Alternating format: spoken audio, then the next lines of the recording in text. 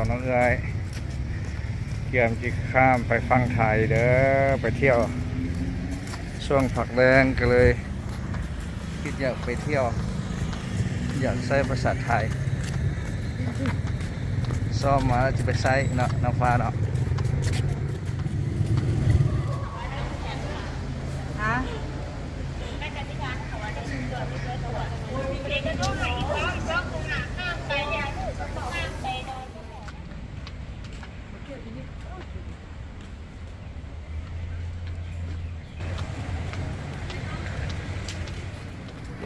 บัตรเข้าประเทศ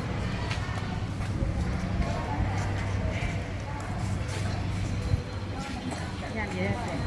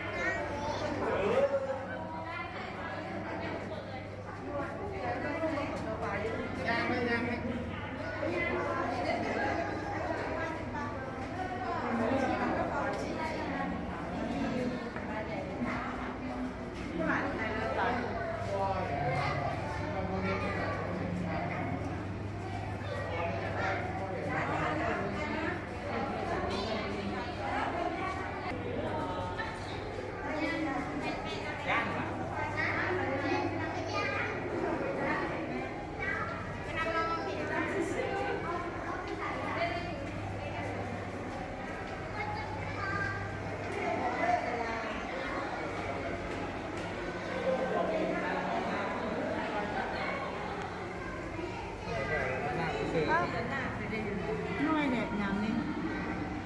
มีปลายเยอะนะที่พี่มีปลายใหญ่นะเปลี่ยนมาอยู่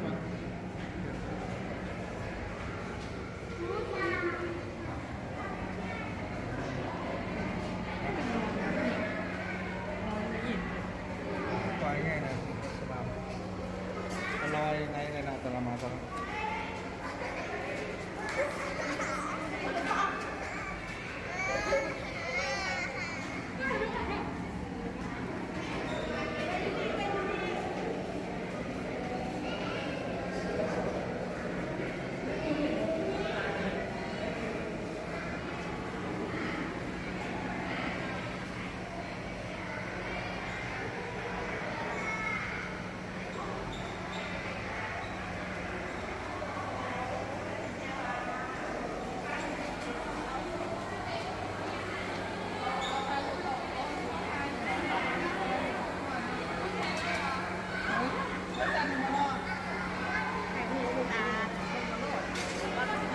ปูโทรศัพท์ปูถ่ายดู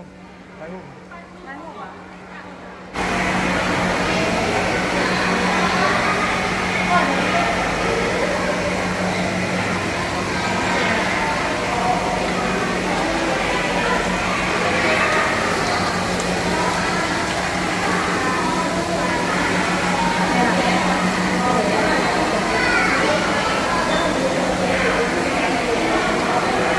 นี่ปลาใหญ่น่ะ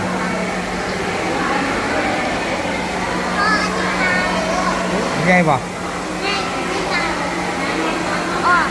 ไม่มันใหญ่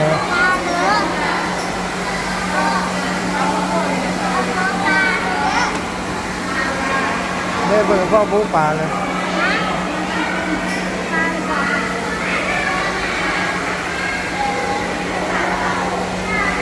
เนี่ย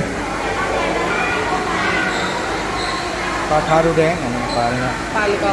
ปลาเนี่ยเขาเขียนว่าปลาทาหรือเปล่า ปลาคูแดงปลาแค่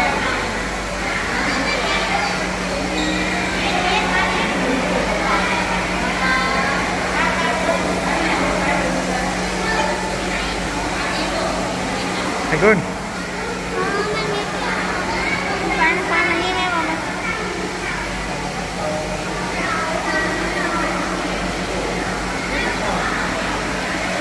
เกี่ยวมันน้อยนั่นแหละ อันนี้ตัวอันนี้ปลานะปลาฝาเนี่ยปลากระดูกมี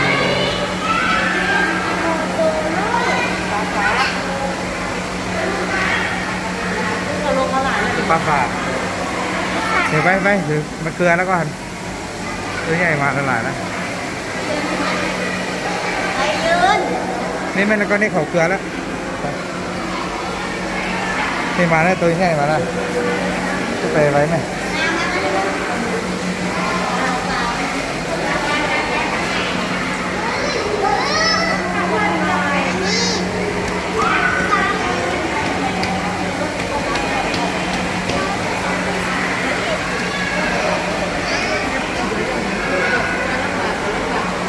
จะไปพูดนั่นไปพูดไปโยน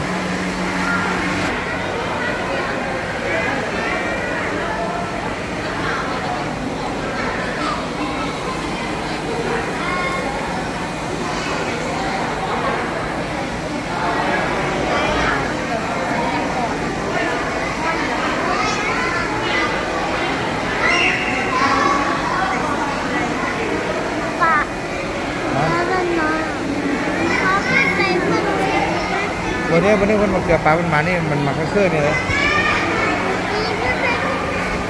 จะนั่นไป